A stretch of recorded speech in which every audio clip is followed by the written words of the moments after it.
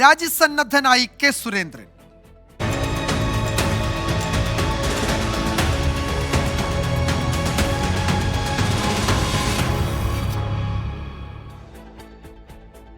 പാലക്കാട്ടെ തോൽവിക്ക് പിന്നാലെ കെ സുരേന്ദ്രൻ BJP സംസ്ഥാന അധ്യക്ഷ പദവിയൊഴിയാൻ സന്നദ്ധത അറിയിച്ചുവെന്ന 24 വാർത്തയിലായിരുന്നു രാഷ്ട്രീയ കേരളത്തിന്റെ കണ്ണും കാതും.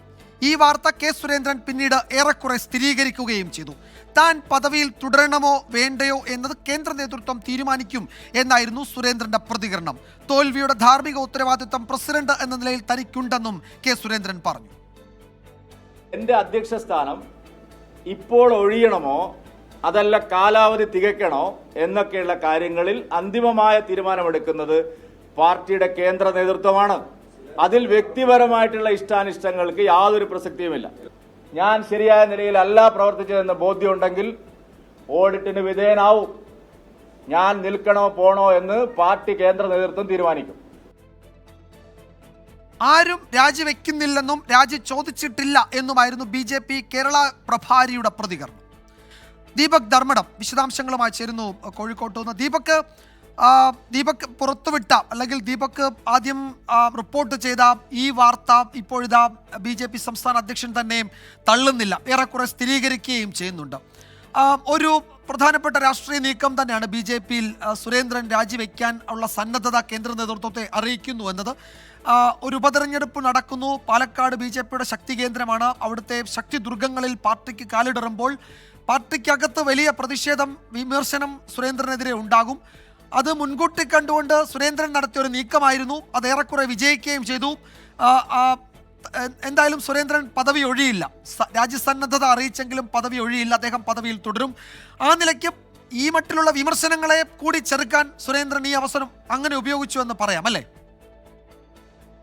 ഇതിൽ വിജയകുമാർ, കാലത്ത് 24 ഈ വാർത്ത ബ്രേക്ക് ചെയ്യുന്നു. ദേശീയ നേതൃത്വത്തിന് സുരേന്ദ്രൻ്റെ രാജി സന്നദ്ധത ലഭ്യമായി എന്നുള്ളതും മാത്രവുമല്ല, ഇതിൽ പ്രകാശ് ജാവ്ദേക്കറിൻ്റെ പ്രതികരണം വരുന്നതിനും മണിക്കൂറുകൾ മുൻപ് തന്നെ രാജി സ്വീകരിക്കാൻ ദേശീയ നേതൃത്വം തയ്യാറായില്ല. മാത്രവുമല്ല, BL Santhosh let it complete your work very well എന്നുള്ള ഒരു മറുപടിയാണ് നൽകിയത്. അതായത് അദ്ദേഹത്തിൻ്റെ ടേം പൂർത്തിയാക്കണം എന്നുള്ള നിലപാടിൽ ഒരു മറുപടി നൽകി എന്നുള്ളതാണ് നമുക്ക് ലഭ്യമാകുന്ന വിവരം. ഇതിനുശേഷം കെ സുരേന്ദ്രനുമായി നമ്മൾ ബന്ധപ്പെടുന്നു.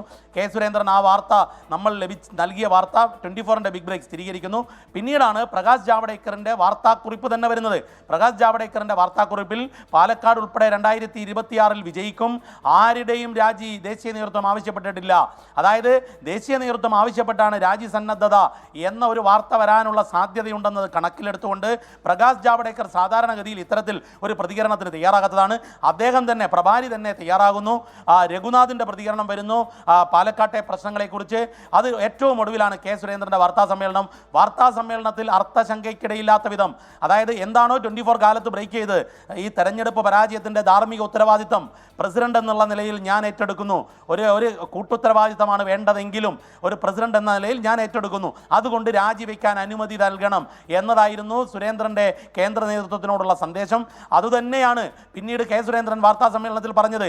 അതായത് കലക്റ്റീവായി കൂട്ടായ പ്രവർത്തനമാണ് തെരഞ്ഞെടുപ്പിൽ നടന്നത്, പക്ഷേ പ്രസിഡന്റ് എന്ന നിലയിൽ പരാജയത്തിൻ്റെ പൂർണ്ണ ഉത്തരവാദിത്തം തനിക്ക് മാത്രമാണ്, താനത് ഏറ്റെടുക്കുന്നു. എന്നാൽ ഇനി പ്രസിഡന്റ് സ്ഥാനത്ത് തുടരണോ വേണ്ടയോ എന്ന കാര്യത്തിൽ ദേശീയ നേതൃത്വം തീരുമാനിക്കട്ടെ, എല്ലാം ഓഡിറ്റിന് വിധേയമാകും എന്ന് പറയുമ്പോൾ വളരെ കൃത്യമായി കെ സുരേന്ദ്രൻ ഒരു സർജിക്കൽ സ്ട്രൈക്ക് നടത്തി. ആ സർജിക്കൽ സ്ട്രൈക്കിൽ സുരേന്ദ്രൻ വളരെ കൃത്യമായി വിജയൻ പറഞ്ഞതുപോലെ സുരേന്ദ്രൻ്റെ വിജയമാണ് ഉണ്ടായിരിക്കുന്നത്. കാരണം ഈ പരാജയത്തിൻ്റെ ഉത്തരവാദിത്തം, ഈ സ്ഥാനാർത്ഥി നിർണയം ദേശീയ നേതൃത്വമാണ് തീരുമാനിച്ചത്. അതിൻ്റെ സ്ഥാനാർത്ഥിയെ കണ്ടെത്താനുള്ള ചുമതല കുമ്മനം രാജശേഖരനായിരുന്നു എന്നുള്ള കൂടി കാര്യങ്ങൾ പറയുമ്പോൾ ഈ പാലക്കാട് ഉണ്ടായ പൊട്ടിത്തെറിയിൽ സുരേന്ദ്രൻ തൽക്കാലത്തേക്ക് വിജയിച്ചു എന്നുള്ളതാണ് നമുക്ക് വിലയിരുത്താവുന്നത്. വിജയകുമാർ. യെസ്, ദീപക് ധർമ്മടമാണ് വിവരങ്ങൾ നൽകിയത്. ദീപക് സൂചിപ്പിച്ചതുപോലെ ഒരു സമ്മർദ്ദം പാർട്ടിക്കകത്തു നിന്നുണ്ടാകുന്നതിന് മുമ്പ് തന്നെ സുരേന്ദ്രൻ കേന്ദ്ര നേതൃത്വത്തെ രാജി സന്നദ്ധത അറിയിക്കുന്നു. കേന്ദ്ര നേതൃത്വം അത് സ്വീകരിക്കുന്നില്ല, തുടരാൻ ആവശ്യപ്പെടുന്നു. BJPയിൽ സംഘടനാ തെരഞ്ഞെടുപ്പ് നടക്കാൻ പോവുകയാണ്. നാളെ BJPയുടെ ഒരു യോഗം ചേരുന്നുണ്ട്. സംഘടനാ തെരഞ്ഞെടുപ്പാണ് അതിൽ അജണ്ട. അപ്പോൾ ആ പ്രോസസ്സ് കംപ്ലീറ്റ് ചെയ്യുന്നത് വരെ സുരേന്ദ്രൻ പദവിയിൽ തുടരും എന്നാണ് ഇപ്പോൾ ഈ ഘട്ടത്തിൽ കിട്ടുന്ന വിവരങ്ങൾ. പുതിയ പ്രസിഡന്റ് സംഘടനാ തെരഞ്ഞെടുപ്പിലൂടെ ആയിരിക്കും BJPയിൽ ഉണ്ടാവുക. അത് താൽക്കാലിക പ്രസിഡന്റ് സ്ഥാനത്തേക്ക് ആരും വരില്ല. അത്തരം ചില സൂചനകൾ കൂടി ഉണ്ടായിരുന്നു. അതുകൂടി കേന്ദ്ര നേതൃത്വം ഇപ്പോൾ തള്ളുകയാണ്. വിശദാംശങ്ങളാണ് ദീപക് ധർമ്മടം നൽകിയത്.